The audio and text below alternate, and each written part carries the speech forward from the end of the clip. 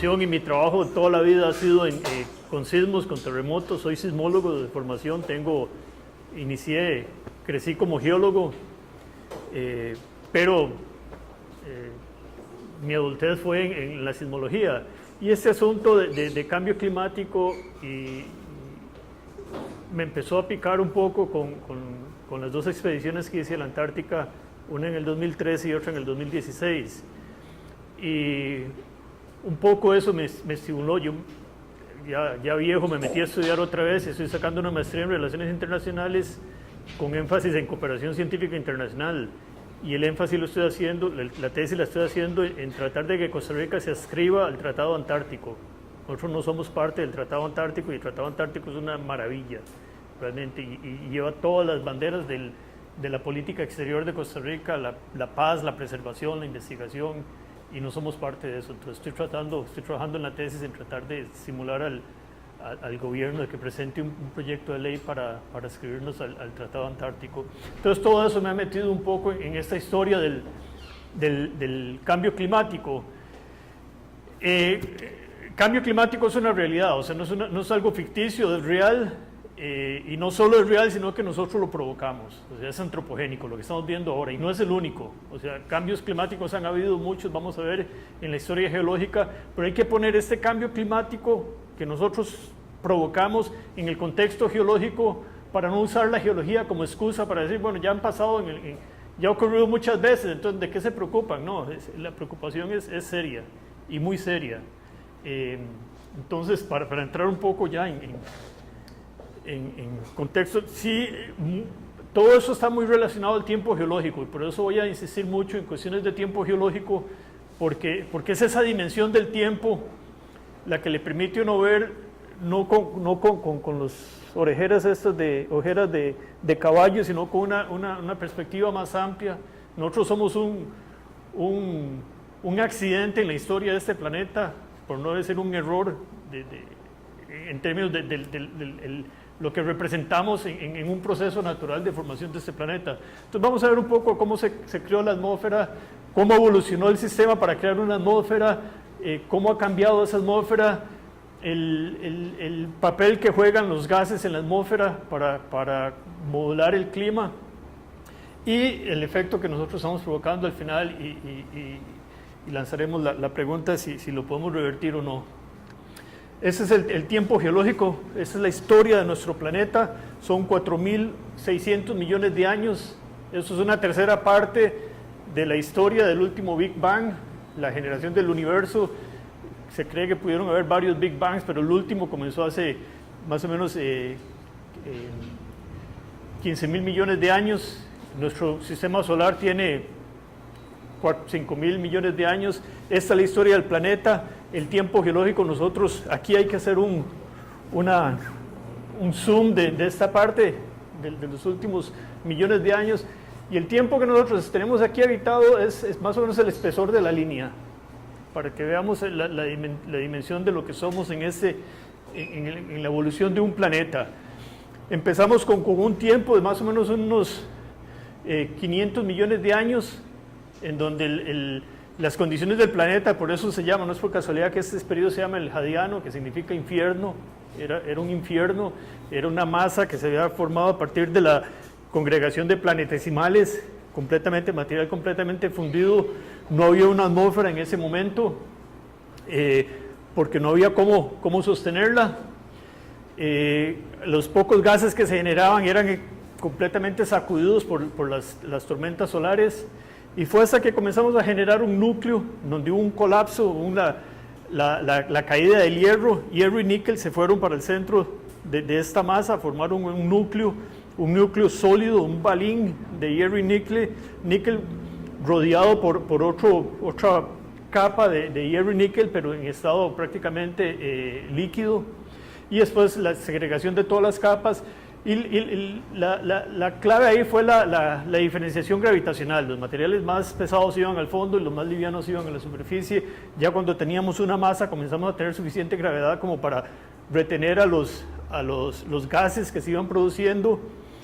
Y además el tener este núcleo sólido rotando en una masa fundida de hierro y níquel nos estaba generando ya un campo magnético. Y es este campo magnético el que nos sirve a nosotros como cobertura, es un escudo que nos protege de las tormentas solares y es lo que nos permite conservar la atmósfera que tenemos. O sea, el planeta pudo conservar los gases que estaba generando por vulcanismo, sobre todo, precisamente porque ya tenía ese escudo, pudo producir ese escudo en la parte más externa, que era la magnetosfera que nos protege de las radiaciones solares. Entonces tenemos un núcleo sólido, un balín de hierro y níquel, rodeado por un núcleo también de hierro y níquel, pero fundido. Ahí es donde está la fuente del dinamo que nos produce el campo magnético de este planeta, y una segregación de capas en donde lo más liviano se va quedando en la superficie. Entonces ya podíamos empezar a generar gases alrededor, una atmósfera alrededor del planeta y hasta un océano. Entonces en este otro periodo, en el arcaico, estamos hablando de casi la mitad del tiempo de evolución de este planeta. Estamos hablando de más de 2.000 millones de años. Comenzamos a generar una atmósfera y los gases de esa atmósfera provenían del vulcanismo. O sea, el planeta desde los puros inicios lo que está haciendo es enfriándose, está generando, la forma de enfriarse es por convección, todos los materiales, simplemente los materiales calientes van hacia los lugares de menor densidad, ascienden a la superficie, eso es lo que genera el vulcanismo, eso está generando actividad volcánica todo el tiempo y está generando gases. El vulcanismo lo que hace es sacar los elementos más livianos, los gases, los saca la atmósfera y como ya los podemos retener ahí, se nos quedan. Entonces, ¿qué son esos gases? Son sobre todo agua, dióxido de carbono, monóxido de carbono, dióxido de azufre, amoníaco, metano. No genera oxígeno, los volcanes no producen oxígeno, no sale oxígeno libre de los volcanes. Entonces estamos generando una atmósfera primigenia en donde no había oxígeno. Comenzamos a generar ya un océano y hay pruebas de que todavía en este tiempo teníamos ya un océano desarrollado porque hay basaltos en almohadilla. Los basaltos en almohadilla son lavas que cuando salen a la superficie, si está en un ambiente acuoso, se enfrían muy rápido. Entonces lo que es producen estas pelotas que van avanzando, que tienen la forma de almohadas, se conocen como pillow lavas. Entonces hay en el registro fósil pillow lavas de esa época, que indica que ya teníamos un océano, que ya podíamos generar una capa externa de agua, que es fundamental porque en el agua fue donde se nos comienza a desarrollar la vida después. Entonces comenzamos a tener, bueno, eso es un poco la formación del oxígeno. Dijimos que el oxígeno no viene de los volcanes, es un gas que no viene de los volcánicos, sino que se produce en la atmósfera parcialmente por la radiación ultravioleta, y después comienzan ya cianobacterias. En esos periodos iniciales ya teníamos cianobacterias, son organismos unicelulares capaces de producir fotosíntesis. Entonces comienzan a generar ya oxígeno. Ahí es donde se comienza a generar el primer oxígeno. Lamentablemente ese primer oxígeno que se genera lo absorben inmediatamente las rocas de la superficie, se oxidan, lo atrapan, las rocas atrapan ese oxígeno, entonces va quedando muy poco oxígeno disponible porque hay una oxidación y hay capas completamente rojas de puro oxidación de esa época que indica que prácticamente todo el oxígeno que se estaba produciendo por esta cianobacteria estaba siendo consumido por las rocas en el proceso de meteorización. Y consumimos, bueno, esto ya es más lo que hacemos ahora, consumimos oxígeno también con la respiración y ahora oxidando hidrocarburos. A esto es a lo que vamos al final, a una atmósfera de este tipo con 78% de nitrógeno y el orden de un 20-21% de oxígeno. Avanzamos en esa evolución de la atmósfera, vamos de 2.500 a 570 millones de años atrás. En ese periodo ya comienza a haber un suficiente oxígeno libre para que haya una sobreproducción de estas cianobacterias, hay una mayor generación de oxígeno.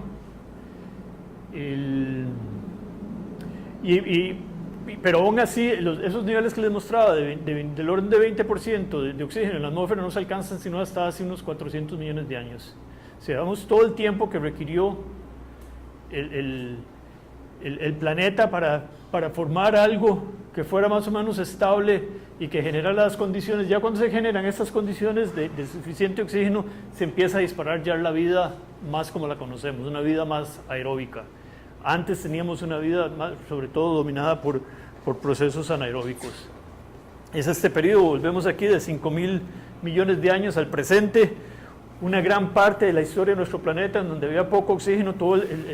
Lo primero que se formaba de vida era una vida anaeróbica que lo que hacía era empezar a aportar oxígeno. Esta es la curva del porcentaje de oxígeno con respecto a lo que tenemos ahora, y ya más o menos a unos 400 millones de años atrás ya teníamos los mismos niveles de ahora. Pero eso fue hasta que se dio esta condición que comenzamos a tener un boom en el desarrollo de diferentes especies de formas de vida, tanto vegetales como animales. Los últimos 65 millones de años, este es el Cenozoico, es el periodo en donde se da la evolución de formas de mamíferos más desarrolladas. El puro final en el Cuaternario, donde aparecemos nosotros como especie, como humanos, como hombres modernos. Pero, de nuevo, ese tiempo es importante. Bueno, lo había olvidado decir, y lo vemos en la figura anterior, estos tiempos, estos límites, o tal vez no tanto ese, pero el del Mesozoico y el del Cenozoico, esos representan cambios muy fuertes en las condiciones atmosféricas que generaron extinciones. Entonces, cada cambio drástico en el sistema induce a una extinción. Entonces, cuando llegamos ya a ese espacio, aun cuando llegamos a tener algunas extinciones parciales en ese último estadio del desarrollo del planeta, ya aquí la tendencia va hacia una atmósfera estable. O sea, ya comenzamos a desarrollar una atmósfera más parecida a lo que tenemos ahora. Hay un pico de calentamiento que vamos a ver muy fuerte en el límite entre el Paleoceno y Eoceno, un pequeño pico en Oligoceno, y a partir de ahí comenzamos a enfriarnos. Y la tendencia durante todo el Cenozoico fue hacia el enfriamiento. El pico el Pérmico Eoceno, fue prácticamente una catástrofe, generó una gran cantidad de extinciones. Se da en ese periodo más o menos hace unos 60, 50 millones de años. Los niveles de carbono, de CO2 en la atmósfera llegaron al orden de 600, 700 partes por millón. Para que conserven ese número, porque vamos a manejar más adelante unas tablas con valores de partes por millón de CO2 en la atmósfera. Nosotros comenzamos antes de la era industrial, teníamos una atmósfera con unos 270 más o menos partes por millón de carbono en la atmósfera. Y llegar a estos límites representa todo lo que sucedió en ese periodo, en el Paleoceno y Eoceno, en donde se da una acidificación tremenda del océano, las temperaturas suben. Imagínense, ahora estamos viendo tratando de ver cómo mantenemos que no suba 1 grado la temperatura, y en ese momento llegó hasta 5 grados la temperatura, una acidificación tremenda de los océanos. Recuperarse de esos procesos toma mucho tiempo, estamos hablando de 100.000 años para recuperarse de un proceso de esos. Y de nuevo, no es que luchamos contra el tiempo está ahí. Nosotros somos el artefacto en este desarrollo, en esta evolución del tiempo. Entonces comienza ya después de esa crisis del Paleoceno y Eoceno, con ese máximo de calentamiento, comienza una tendencia ya hacia el enfriamiento, que solo se ve interrumpida por un pico que hubo ahí en el Eoceno medio, un pequeño periodo transitorio de calentamiento que está muy bien caracterizado, no produjo, digamos, catástrofes en términos de extinciones masivas, pero sí quedó muy bien registrado en el registro fósil. Entonces llegamos de nuevo, a ver esta condición en donde el Cenozoico es una tendencia hacia el enfriamiento, con el pico del Eoceno-Paleoceno, transitorio, pero esta es la tendencia que teníamos. Y dentro de esta tendencia, eso es lo que está viendo el sistema como natural para mantener esos niveles de concentración, de estabilidad de la atmósfera. De nuevo, la composición química de la atmósfera, principalmente nitrógeno y oxígeno. Vea si somos capaces de interferir en los sistemas, que lo llevó al planeta a desarrollar esta atmósfera. Y a principios de los 60, finales de los 50, cuando los países comenzaban a hacer esa escalada de pruebas nucleares, las pruebas nucleares todavía se hacían en la atmósfera. Y los soviéticos llegaron a detonar una bomba atómica tan potente, que estuvo así de cerca de llegar al punto de ignición del nitrógeno. O sea, donde pudo haber cogido todo el nitrógeno en la atmósfera y hacer ¡uf! Y producir la ignición del nitrógeno en la atmósfera. Así de cerca estuvimos, y ese fue el susto que se llevaron en ese momento para declarar el acuerdo que tomaron de completamente abolir todas las explosiones nucleares en la atmósfera. O sea, un error ahí, una cuestión de un error de un instante pudo haber sido la terminación de todo. Entonces, eso es lo que tenemos como atmósfera en términos de composición química. Esta es la estructura de la atmósfera.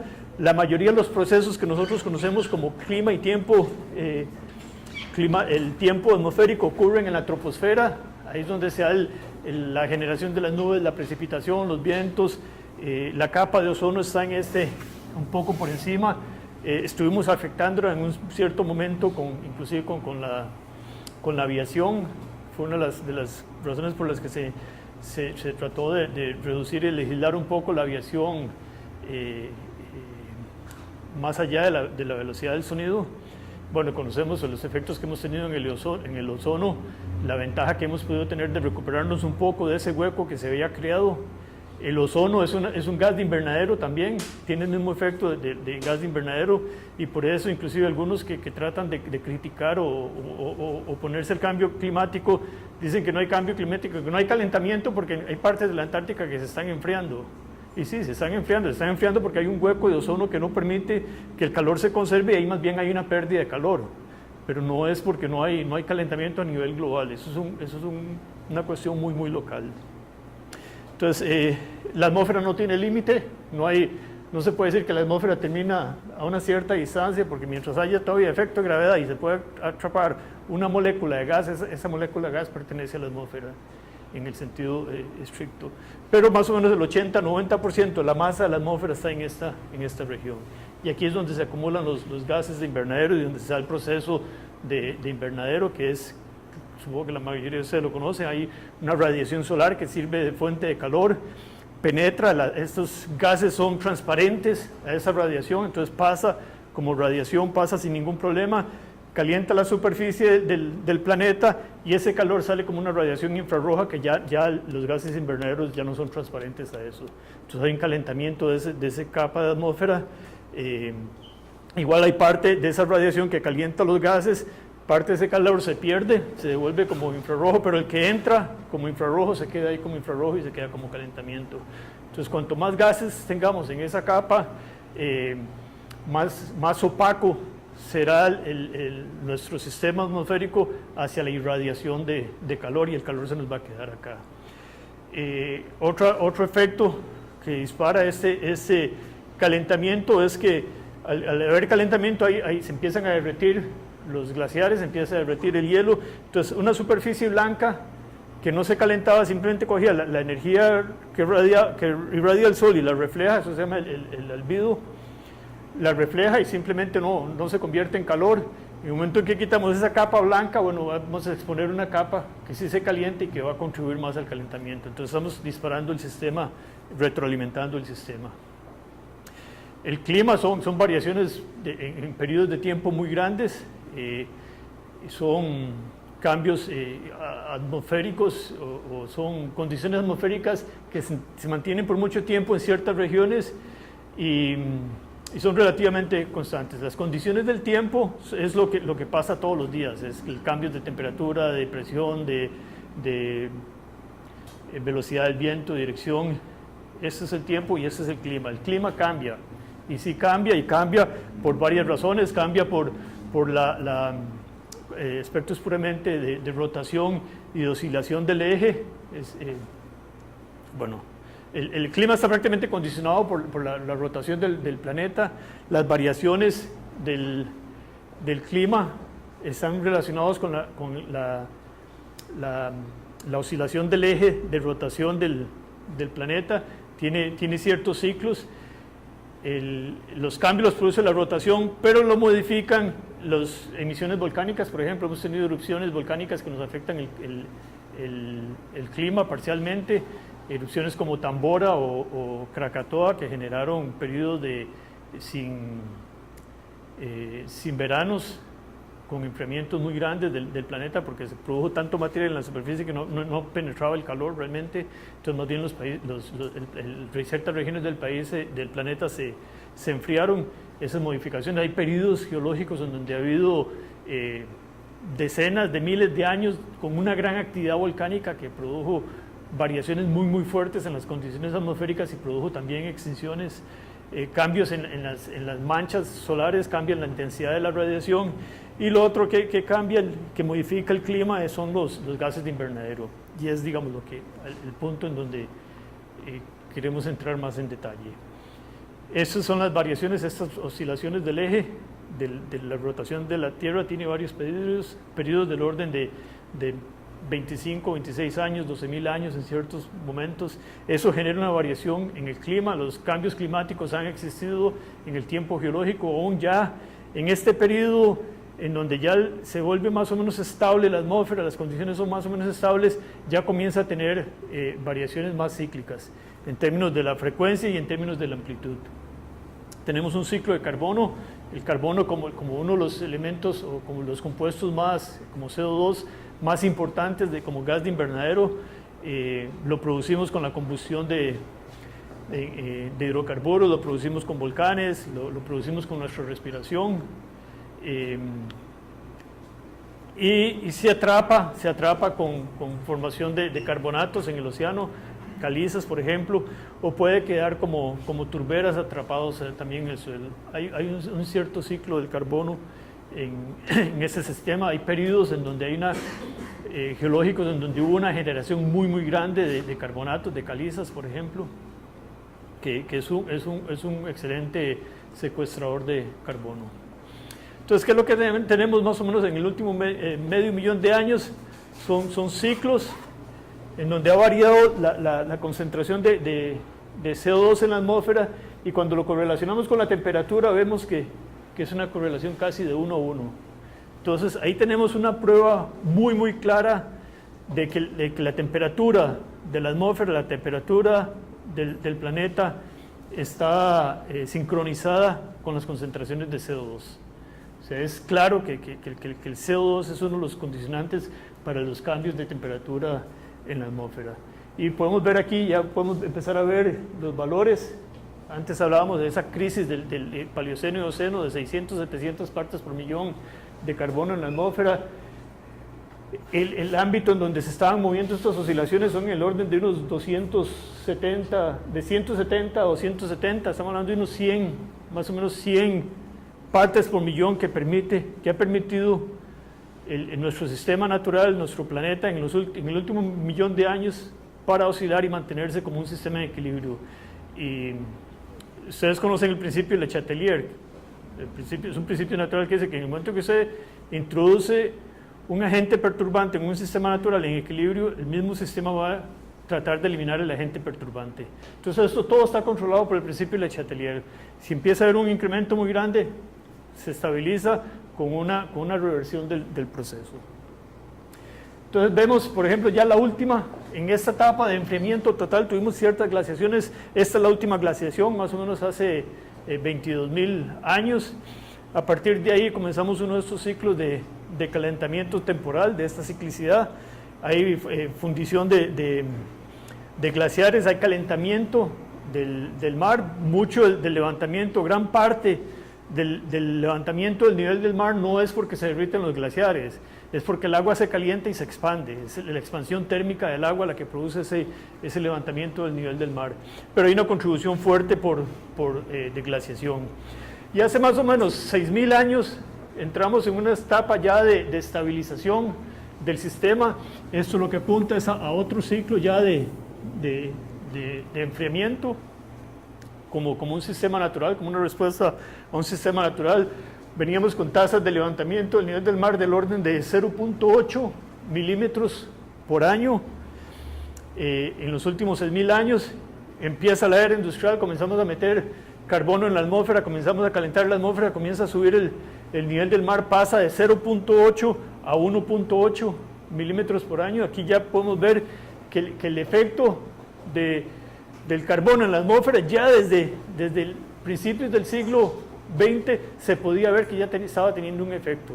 O sea, no es que el calentamiento global comenzó en los 70s o comenzó en los 80s, no, ya venía comenzando desde principios del siglo pasado. Se identificó o se reconoció oficialmente o formalmente en los finales de los 70, en los 80s, pero como proceso ya venía ocurriendo. Entonces, con poco carbono, ya con poco carbono que habíamos puesto en la atmósfera a finales del siglo XIX, ya habíamos comenzado a levantar esta rampa, ya habíamos comenzado a producir un cambio.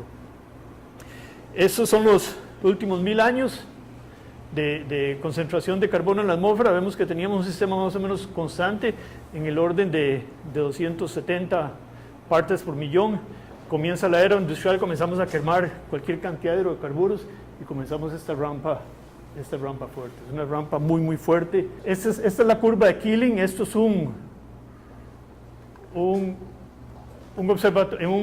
muestreador de carbono en la atmósfera que está en la cima del Mauna Loa, en Hawái. Está monitoreando día a día la concentración de carbono en la atmósfera. Esta es la última semana. Yo recuerdo hace unos 5 años, el miedo era que se pudiera llegar a las 400 partes por millón. Eso se ponía como un límite y por eso se maneja siempre como la curva roja. Ya lo superamos, o sea, ya pasamos por encima de esos 400 partes por millón. Eso es una semana. Vamos a ver si lo carga inmediatamente.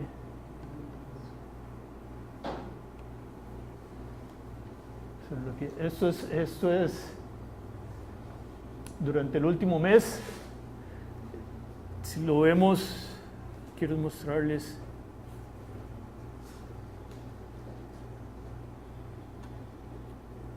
Seis meses. Vemos que más bien viene bajando en ese tiempo. Esto es efecto de la primavera en el hemisferio norte, cuando ya empiezan todos los árboles a crecer nuevamente, empiezan a secuestrar carbón. Entonces bajan los niveles de concentración de carbono en la atmósfera, baja porque hay una producción grande de materia vegetal. Baja y uno podría decir, bueno, esto es positivo, o sea, podemos ver que realmente se está generando un cambio negativo, pero eso es parte de un ciclo anual. Igual bajó, pero después vuelve a subir. Estamos en de bajar y lo que comenzamos a ver ahora es que cada vez que baja, ya no baja al nivel que estaba el pico inferior, sino que cada vez que baja a más alto de lo que había antes. Y cuando pasamos a 2 años, vemos ahí que cada pico, cada mínimo es cada vez mayor. O sea, realmente, aunque tengamos esta secuestración temporal de carbono en la atmósfera, no contribuye a la tendencia de crecimiento. Este es el récord completo que se tiene desde los 50s y vemos que no cambia. Y si tratamos de fijar una pendiente en esto, vemos que la pendiente cada vez es más grande. Entonces el proceso es cada vez más acelerado. Y cuando comenzamos nosotros a tener conciencia de eso, en los 80s, en los 90, y nos volvimos más ecologistas y todo, ¿produjo algún cambio? No, sigue acelerándose. O sea, estas pocas cosas que estamos haciendo no es suficiente. O sea, no están generando un cambio en la tendencia, o el medio no tiene manera de responder tan rápido a algo que nosotros tratamos de imponer. ¿Qué pasa en 10.000 años? Esto es a partir de datos de muestras en corales, sobre todo en corales y en muestras de hielo, de núcleos en la Antártica, de la concentración de carbono, de CO2 en la atmósfera. Teníamos un sistema relativamente estable, 260 partes por millón. Podemos ver una ligera tendencia.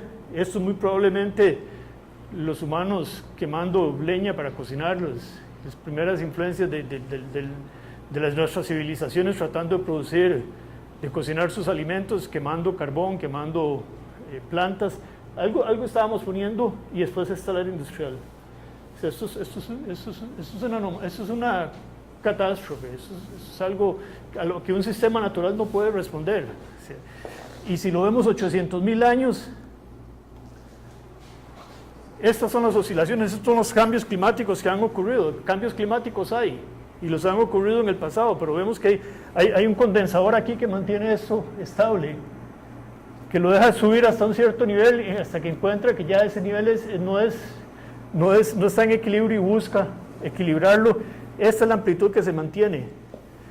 Y en uno de estos picos, estamos en uno de estos picos y ¡capum! Hacemos esto. Entonces, ¿cómo puede un sistema natural responder a esto? O sea, vean que la amplitud de esto, de este aporte que estamos haciendo nosotros es mucho mayor que la oscilación, que la amplitud de las oscilaciones. Un sistema natural no puede responder a eso. Podemos realmente revertir este proceso, este cambio climático antropogénico. Hay iniciativas para buscar una neutralidad, un carbono neutralidad. ¿Será esto una solución? Tenemos esta meta del COP21 de buscar la neutralidad al 2050. Costa Rica se la puso para el 2020 o 2021, pero eso puede ser una solución. O sea, si pensamos en neutralidad, estamos acá, digamos, de aquí al 2050, cuando lleguemos a que todos los países lleguemos a la neutralidad, vamos a partir del supuesto que se va a lograr esa neutralidad. Cuando lleguemos ahí ya vamos a estar por aquí. ¿Y qué vamos a hacer aquí? Neutralidad. Neutralidad significa que ya no vamos a aportar más carbono en la atmósfera, nos vamos a quedar aquí.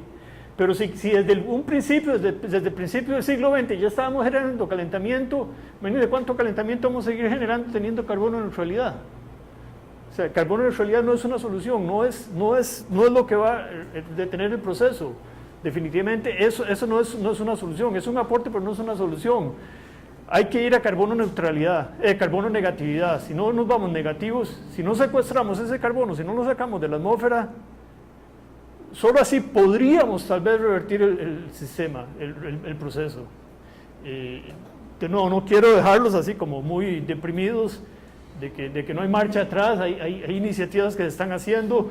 Hay un grupo que se llama Virgin Earth que está promocionando técnicas de captura, de secuestro de carbono.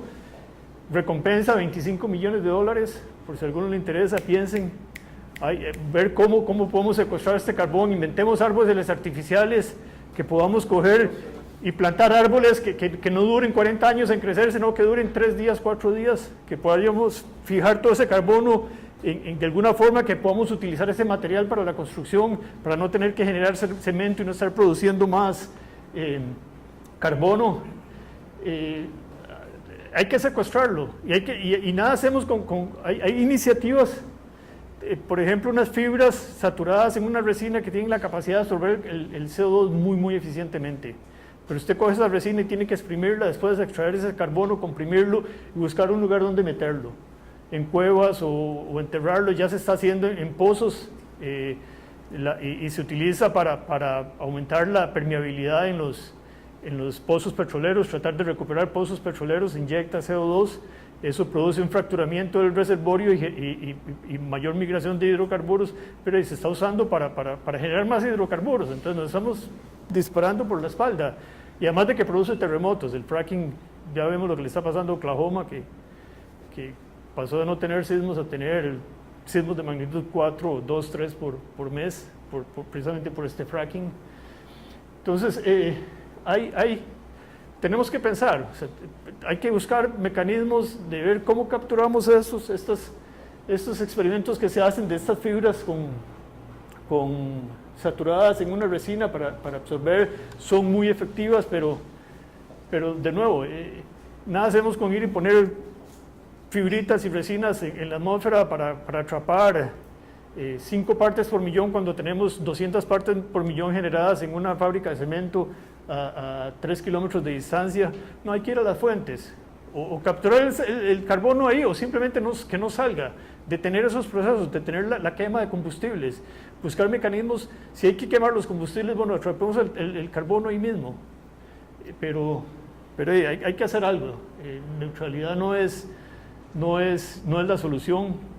Hay propuestas inclusive más radicales, como la alcalinización de los océanos, y son propuestas serias de científicos. Eso es un artículo que salió hace un par de semanas en en el Reviews of Geophysics, en donde la tendencia es el calentamiento global y todo este proceso está acidificando los océanos, causa problemas con corales, causa problemas con la vida misma, con los organismos que construyen sus conchas a partir de carbonato de calcio.